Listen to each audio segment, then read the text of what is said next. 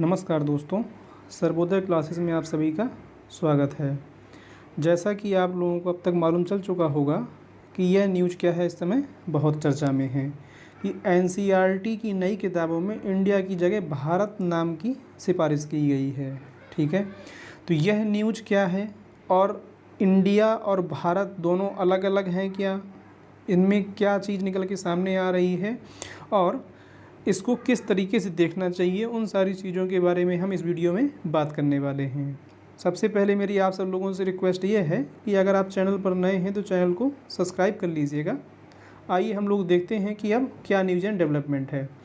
देखिए, एनसीईआरटी की नई किताबों में इंडिया की जगह भारत शब्द की सिफारिश की गई है। ठीक है, यानी कि जो एनसीईआरटी की बुक्स हैं उनमें क्या है, अब इंडिया की जगह भारत नाम आपको देखने को मिल सकता है। एनसीईआरटी की निदेशक ने यह बात कही है कि हो सकता है कि यह पूरा फैसला क्या है, कौन लेगा, विशेषज्ञ समिति लेगी। क्योंकि देखिए, जो ही बदलाव होते हैं वो कौन लेता है, तो जो एक पैनल होता है विशेषज्ञ कमेटी का, वही लेता है।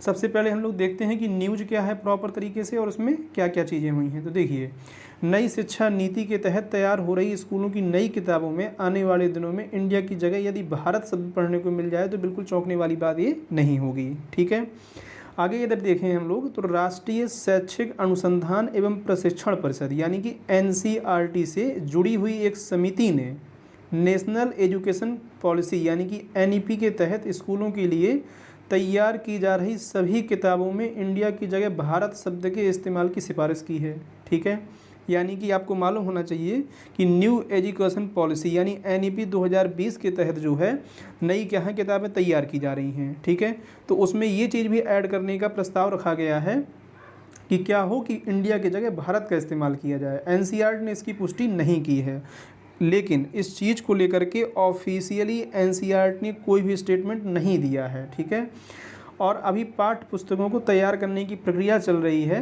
और जो भी इसमें निर्णय होगा वो कौन करेगी, तो इनकी विशेषज्ञ कमेटी जो होती है वही इसका निर्णय लेगी। ठीक है, और एनसीईआरटी किताबों में इंडिया की जगह भारत शब्द के इस्तेमाल की चर्चा बुधवार को उस समय तेज हुई जब पाठ्यक्रम तैयार करने से जुड़ी एक उच्च स्तरीय समिति के अध्यक्ष प्रोफेसर CI आइजैक यानी कि जो कमेटी बनाई गई है उस कमेटी के अध्यक्ष हैं कौन, CI आइजैक। इन्होंने मीडिया को बताया कि उनकी समिति ने एक एनसीईआरटी की सभी पाठ्य पुस्तकों में इंडिया की जगह भारत शब्द के इस्तेमाल की सिफारिश की है। मैं आपको बताना चाहता हूँ कि CI आइजैक जो यहाँ पर आप ये नाम देख पा रहे हैं, ये क्या है, इनकी अध्यक्षता में एक समिति बनाई गई थी और उस समिति जो किससे संबंधित थी, सामाजिक विज्ञान से संबंधित थी और उस समिति को क्या है, बदलाव के सुझाव देने थे। तो उस सुझावों में से इन्होंने यह भी ऐड कर दिया कि इसमें क्या है कि जो नाम है वो इंडिया की जगह क्या होना चाहिए, भारत होना चाहिए, जो आगे आने वाली टेक्स्ट बुक होंगी उनमें। ठीक है, और एक में नहीं, सभी सब्जेक्ट्स में, राइट। और साथ ही साथ इन्होंने केवल एक ही पॉइंट नहीं रखा गया है, केवल इस चीज़ को हाईलाइट किया जा रहा है बहुत ज़्यादा और इसको जो है न्यूज़ में दिखाया जा रहा है। ठीक है, आगे यदि हम लोग बात करें तो उन्होंने कुछ और भी पॉइंट ऐड किए हैं, वो क्या है वो भी देख लेते हैं। देखिए, भारत शब्द के इस्तेमाल की सिफारिश की है, साथ ही प्राचीन इतिहास के स्थान पर शास्त्रीय इतिहास और सभी विषयों में भारतीय ज्ञान परंपरा को प्रमुखता से शामिल करने की सुझाव दिए हैं। इन्होंने साथ ही साथ ये भी कहा है कि जो हम लोग एंशियंट हिस्ट्री पढ़ते हैं तो एंशियंट हिस्ट्री ना पढ़ करके, एंशियंट हिस्ट्री ना कह करके इसको क्या कहा जाए, क्लासिकल हिस्ट्री कहा जाए या शास्त्रीय इतिहास कहा जाए। ठीक है, अभी हम ये जानेंगे कि क्यों ऐसा कहा है इन्होंने, इसका इन्होंने तर्क भी दिया है, वो चीज़ जानेंगे हम लोग। आगे देखिए, प्रोफेसर आइजैक पद्मश्री से सम्मानित और प्रसिद्ध इतिहासकार हैं। ये क्या है, काफ़ी पुराने हिस्टोरियन हैं और अच्छे हैं, काफ़ी लंबे टाइम से हैं। ठीक है, वह भारतीय इतिहास अनुसंधान परिषद में भी रहे हैं और दशकों तक संघ परिवार के संगठनों से जो है जुड़े रहे हैं। उन्होंने बताया भारत सदियों पुराना नाम है, तो ये बात सच है। देखिए कि भारत जो है लगभग 7000 वर्ष पुराना क्या है, नाम है। आइजैक ने कहा समिति ने विभिन्न युद्धों में हिंदुओं की जीत को भी रेखांकित करने की सिफारिश की है और इन्होंने एक पॉइंट ये भी ऐड किया है कि जो हिंदुओं की जीत दिखाई गई है तो उसको बहुत ज़्यादा मेंशन नहीं किया गया एनसीईआरटी में, तो इस चीज़ को भी क्या किया गया है, रेखांकित किया गया है कि ये चीज़ भी क्या होनी चाहिए, हाईलाइट होनी चाहिए, राइट। आगे यदि बात करें तो पाठ्य पुस्तकों में अभी हमारी विफलताओं का उल्लेख किया गया है, लेकिन मुग़लों और सुल्तानों पर हमारी जीत का नहीं। यानी कि भले ही मुग़ल रहे हों या सुल्तान रहे हों, उन पर जो है वो हिंदुओं की जीत को बहुत स्पेसिफिक मेंशन नहीं किया गया है। तो इन्होंने सिर्फ इतना कहा है कि उस चीज़ को भी क्या होना चाहिए, मेंशन किया जाना चाहिए, और जो गौरव गाथाएँ हिंदुओं की थीं उनको भी क्या है, उजागर किया जाना चाहिए। राइट। अंग्रेज़ों ने भारतीय इतिहास को 3 चरणों में विभाजित किया था, जैसे प्राचीन भारत, मध्यकालीन भारत और आधुनिक भारत। राइट। जिसमें भारत को वैज्ञानिक ज्ञान और प्रगति के अनभिज्ञ दिखाया गया है। ये चीज़ आपको ही मालूम होगी, अगर आप हिस्ट्री पढ़े हुए हैं तो आपको ये चीज़ पढ़ती मालूम होगी कि जो एंशियंट हिस्ट्री वाला पोर्शन है उसको बहुत ऐसा डार्कनेस एरा टाइप का दिखाया जाता है कि इसमें क्या है, बहुत ज़्यादा पिछड़े हुए लोग थे भारतीय। राइट। तो इसी के ध्यान में रखते हुए समिति ने क्या है, सुझाव दिया कि भारतीय इतिहास के शास्त्रीय काल को मध्यकाल और आधुनिक काल के साथ साथ स्कूलों में पढ़ाया जाए। ठीक है। एनसीईआरटी द्वारा जो गठित इस समिति में भारतीय इतिहास अनुसंधान परिषद के अध्यक्ष प्रोफेसर रघुरेंद्र तंवर, जेएनयू की प्रोफेसर वंदना मिश्र, शिक्षाविद बसंत सिंधे और समाज शास्त्र की शिक्षक ममता यादव भी क्या हैं, शामिल हैं। ठीक है। तो ये ऐसे लोग नहीं हैं, ये क्या हैं, प्रतिष्ठित लोग हैं जिन्होंने इस चीज़ का सुझाव दिया है। एनसीईआरटी के निदेशक प्रोफेसर दिनेश प्रसाद सकलानी हैं। ठीक है।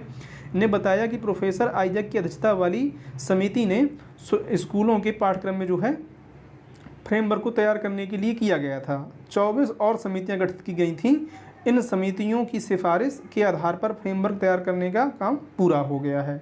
अब इसी फ्रेमवर्क के आधार पर पाठ्य पुस्तकें तैयार की जा रही हैं, जिसके लिए विशेषज्ञ समिति काम कर रही है। ठीक है।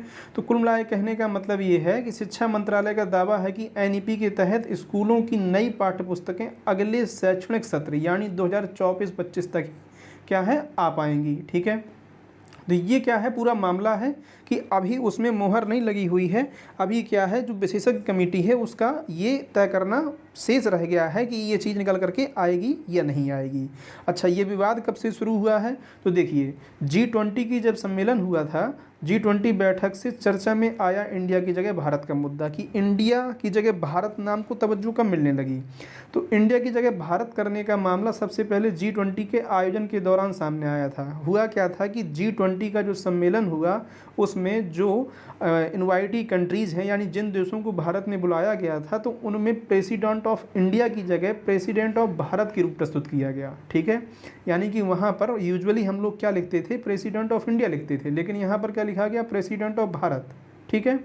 जबकि अंग्रेजी में उन्हें प्रेसिडेंट ऑफ इंडिया लिखा जाता था। उस समय विपक्षी दलों ने आपत्ति भी जताई थी। G20 के बैठक के दौरान ही प्रधानमंत्री नरेंद्र मोदी ने नाम पट्टिका में भी इंडिया की जगह भारत लिखा हुआ था। यानी जब वो बैठे हुए थे उसमें अपनी सीट पर, तो वहाँ जो सामने नेम प्लेट रखी रहती है उसमें क्या लिखा हुआ था, इंडिया न लिख करके भारत लिखा हुआ था। ठीक है। और देखो इसमें और भी चीज़ आई कही जा रही है। देखिए इसको थोड़ा सा पॉलिटिकल रूप से हट करके अलग आप देखिएगा। ठीक है। अगर आप पॉलिटिकल देखेंगे तो आप 2 ध्रुवों में इसको बटा हुआ पाएंगे, कुछ लोग लेफ्ट विंग होंगे, कुछ लोग राइट विंग होंगे। ठीक है। तो इस तरह से मत देखिएगा चीज़ों को, आप ये देखिएगा कि ये एक्चुअल में ये चीज़ सही है या नहीं है। ठीक है। आगे थोड़ा सा इसमें और एक स्टेटमेंट दिया गया है, वो भी हम लोग देख लेते हैं कि बच्चों को भारत और भारतीयता के रंग में रंगने की पहल है ये, जगह है इंडिया की जगह भारत शब्द के इस्तेमाल की सिफारिश की कितनी तवज्जो दी जाती है भविष्य की बात है, लेकिन स्कूलों के लिए जो नया फ्रेमवर्क तैयार किया गया है उसमें इसकी पैरवी की गई है कि देश की नई पीढ़ी को भारत और भारतीयता से जोड़कर रखा जाए। तो बिल्कुल ये बात सही है। देखिए 7000 वर्ष पुराना जो नाम है, जब हम भारत देखते हैं तो एक आत्मीयता महसूस होती है। बात ये नहीं है कि इंडिया अगर कह देंगे तो आत्मीयता महसूस नहीं होगी, सिर्फ बात लगाव की है। ठीक है। तो इसके लिए उन्होंने देश के उन सभी पहलुओं के बारे में किताबों के जरिए बताया और पढ़ाया जाए जिसमें देश के बारे में अच्छी तरह से जान और समझ सकें। इसके लिए सभी विषयों की पाठ्य पुस्तकों में सभी उदाहरण भारतीय ही रखने के लिए कहा गया है। अब देखिए अगर हम प्रिसाइजली इसकी बात करें तो आर्टिकल 1 जो है उसमें ही कहा गया है कि इंडिया दैट इज़ भारत, ठीक है, shall be the union of states. ठीक है। यानी कि अगर हम कॉन्स्टिट्यूशनली बात करें तो भारत और इंडिया दोनों ही नाम क्या है वहाँ पर मेंशन है। ठीक है। तो इसमें विवाद का मुद्दा तो कोई है ही नहीं, तो हम भारत अपनाएं या इंडिया अपनाएं, बात क्या है, एक ही है, चीज़ दोनों एक ही है। अगर कोई ऐसा प्रस्ताव आ भी रहा है तो उसका आप कमेंट सेक्शन में बताइएगा कि इसका वेलकम किया जाना चाहिए या ये चीज़ सही नहीं है। या इसको आप किस नज़रिए से देखते हैं? आप पॉलिटिकली देखते हैं या जो भारत से एक लगाव की बात आती है उस स्तर पे देखे हैं? तो जो भी आपका सुझाव हो कि ये चीज़ चेंज होनी चाहिए या नहीं होनी चाहिए, आप कमेंट सेक्शन में अपना ज़रूर बताइएगा। साथ ही चैनल पर नए हैं तो चैनल को सब्सक्राइब कर लीजिएगा और लाइक भी कर दीजिएगा। बहुत बहुत धन्यवाद आपका।